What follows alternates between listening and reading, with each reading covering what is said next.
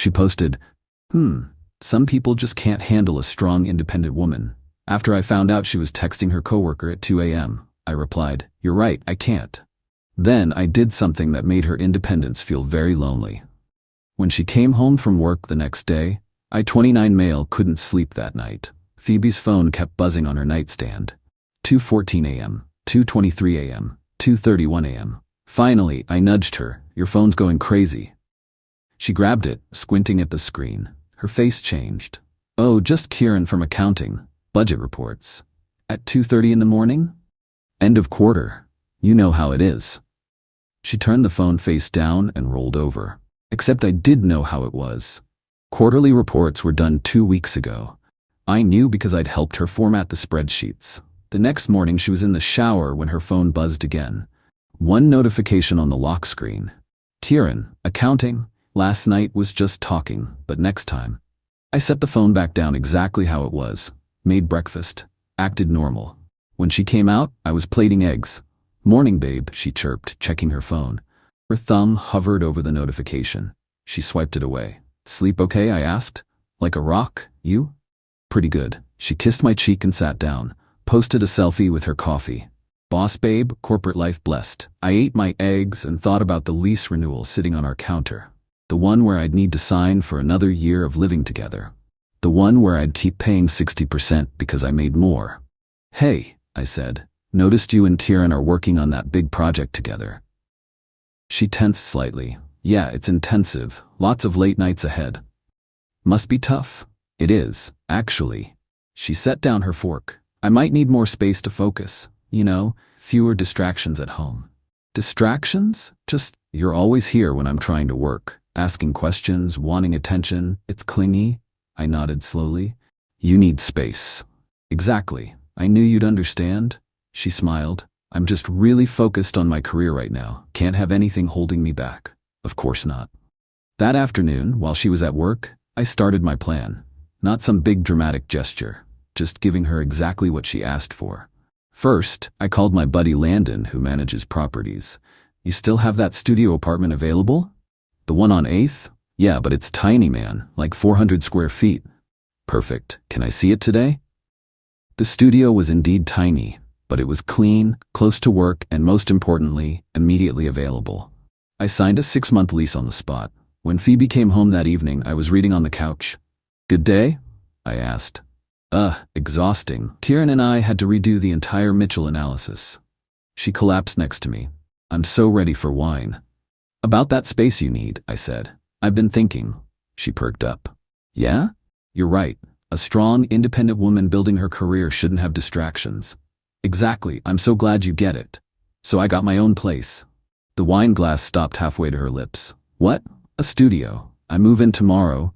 This way you'll have all the space you need for those late-night work sessions." "Tomorrow?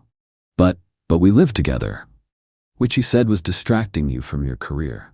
"I didn't mean, Landon, that's not what I meant." "What did you mean then?" She floundered.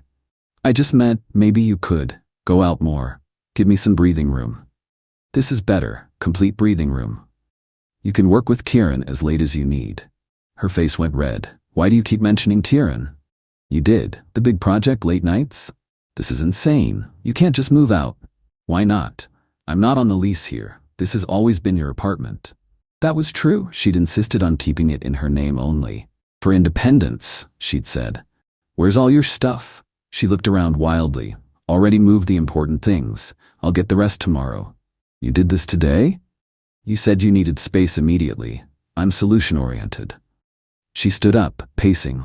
"This is ridiculous. We're together. Couples don't just separate because of work. Independent people do. That's what independence means, right?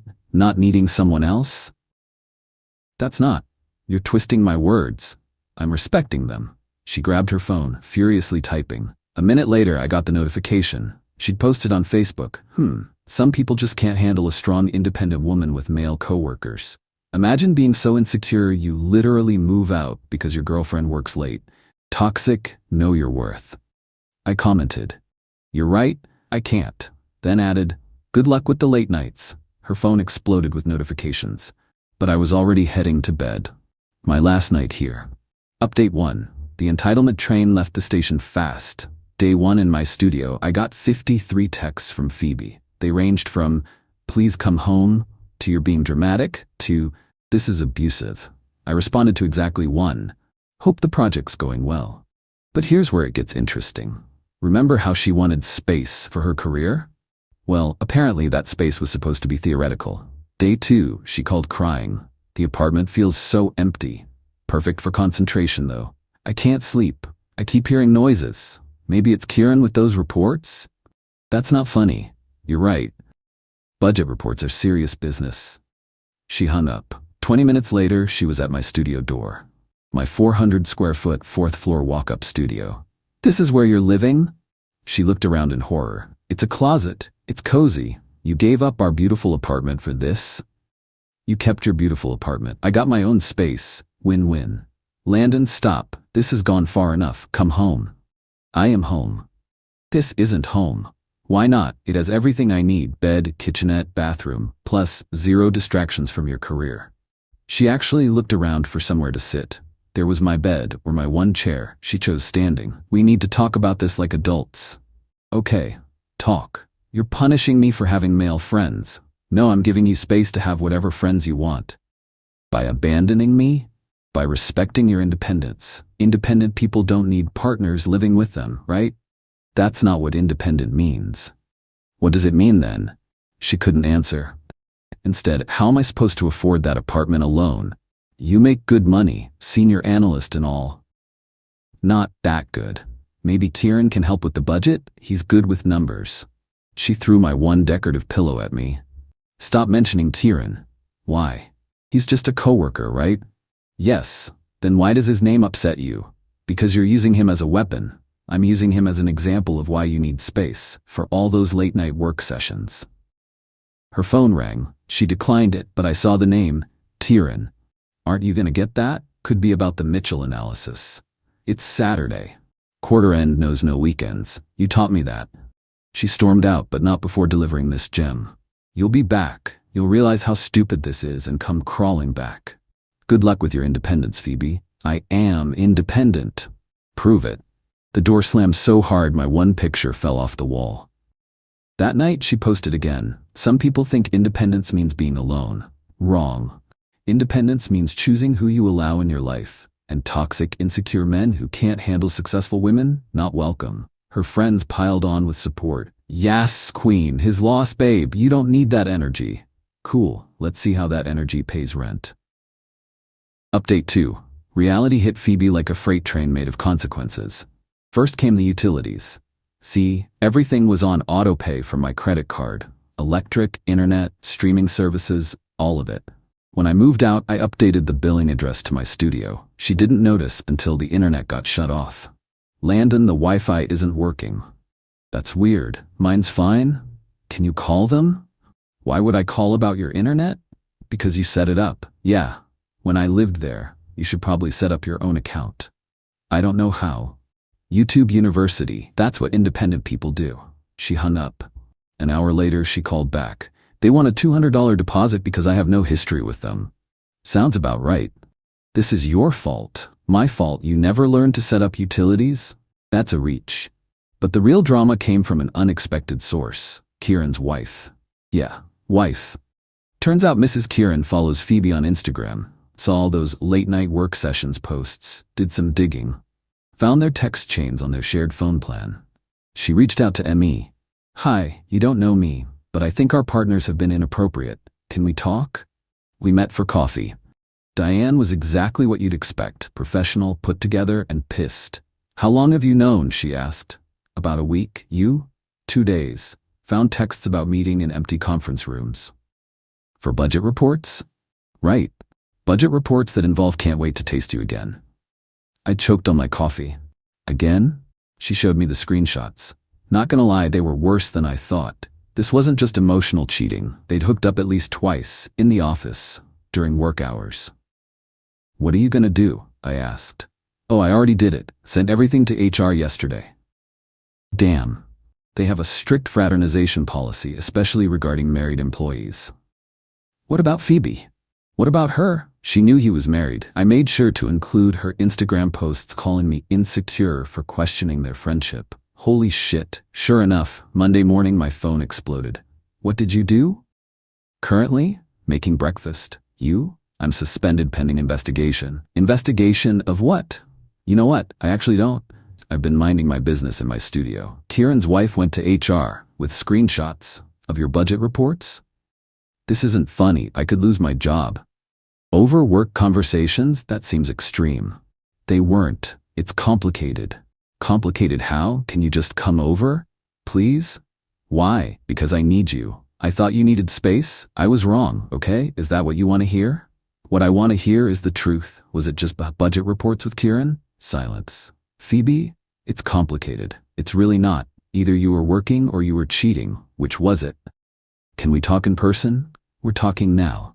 I'm scared, Landon. I might lose everything. Your independence? My job, my apartment, my everything. Sounds like you need to budget better. Maybe Kieran can help? Oh wait, she hung up. But the story doesn't end there. Because Diane, she's thorough. She didn't just go to HR. She went to LinkedIn, found every woman connected to both Kieran and Phoebe, sent a professional but devastating message. Hi, I'm reaching out to female professionals in Kieran Walsh's network. It's come to my attention that he's been inappropriate with female colleagues, particularly those reporting to or working closely with him. If you've experienced anything uncomfortable, please know you're not alone. HR at company is investigating. 5 women responded with their own stories about Kieran. Phoebe wasn't special. She was just the latest. Final update. The complete collapse was spectacular to watch from my tiny studio. First, the job. HR's investigation found that Phoebe and Kieran had been using company resources, conference rooms, office hours, even expense accounts for their affair. Both were terminated with cause, no severance, no references. Phoebe called me sobbing. They fired me over nothing. Over nothing? It was just, we were just... Conference room hookups aren't nothing, Phoebe. How do you know about that? Diane told me, with receipts. That bitch. The woman whose husband you were screwing? Yeah, what a bitch for being upset. I didn't know he was married. He wore a ring. Lots of men wear rings. On their wedding finger? I thought it was for style. Okay, fine, I knew. But he said they were separated. Were they? No, but I felt... You felt what? Special. He made me feel special. Special enough to risk your career? I didn't think anyone would find out. There it was. The truth. Not that she was sorry, just sorry she got caught. Without a job, she couldn't afford the apartment. Remember how she wanted to be independent? Well, the landlord wanted his rent. All of it on time. Can you help me out? Just this month? Why would I do that? Because you care about me. I cared about us. You cared about sneaking around with married men. Man, singular. Does that make it better? Landon, please. I'll be evicted. Better find a cheaper place then. With what money? With what references? I was fired. Consequences suck, huh? But here's the twist nobody saw coming. Remember those 5 women who responded to Diane's LinkedIn message? They organized. Created a whole spreadsheet documenting Kieran's behavior over 3 years. Turns out Phoebe wasn't just the latest. She was the only one who enthusiastically participated. The others had rejected him and documented it. Phoebe had leaned in. One of them, Jessica, reached out to me. Your ex really thought she was special. We all warned her at the holiday party. She called us jealous. Jealous of what? Of her connection with Kieran. Said we couldn't handle a confident woman going after what she wanted. The irony was delicious. Without a job or apartment, Phoebe had to move back with her parents. In the suburbs. 2 hours from the city. She texted me one last time before leaving. I hope you're happy. You destroyed my life. I moved into a studio. You destroyed your life. Over some texts. Over an affair with a married man at work using company property. You're so self-righteous. And you're so independent. How's that working out? I hate you. Okay.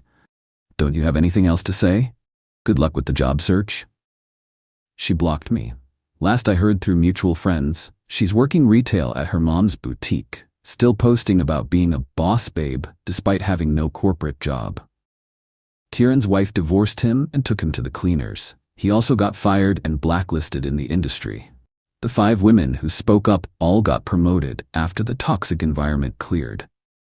Jessica got Kieran's old position. As for me, I love my tiny studio. It's quiet, drama-free, and nobody texts about budget reports at 2 a.m. Started dating a teacher named Grace who thinks corporate drama is exhausting. She's right. My favorite part? Phoebe's last Facebook post before going dark. Sometimes you have to lose everything to find yourself. Starting fresh and focusing on what really matters: integrity, honesty, and true independence. The comments were brutal. Is this the same woman who got fired for screwing her married coworker? Independence equals moving back with mommy? Maybe focus on not being a homewrecker? She deleted it within an hour. Funny thing about independence, when you use it as an excuse to hurt people, it becomes a very lonely word. She wanted space. She got infinite amounts of it. She wanted to be free from distractions. Well, unemployed in your childhood bedroom is pretty distraction-free. Me? I'm typing this from my closet of an apartment, about to head out for dinner with Grace. She actually knows how to have male friends without ending up in conference rooms with them. Wild concept, I know. Edit, for those asking, yes, the studio really is 400 square feet. Yes, I'm keeping it. After living with someone who weaponized needing space to cheat, actual space feels pretty good. Even if it's tiny.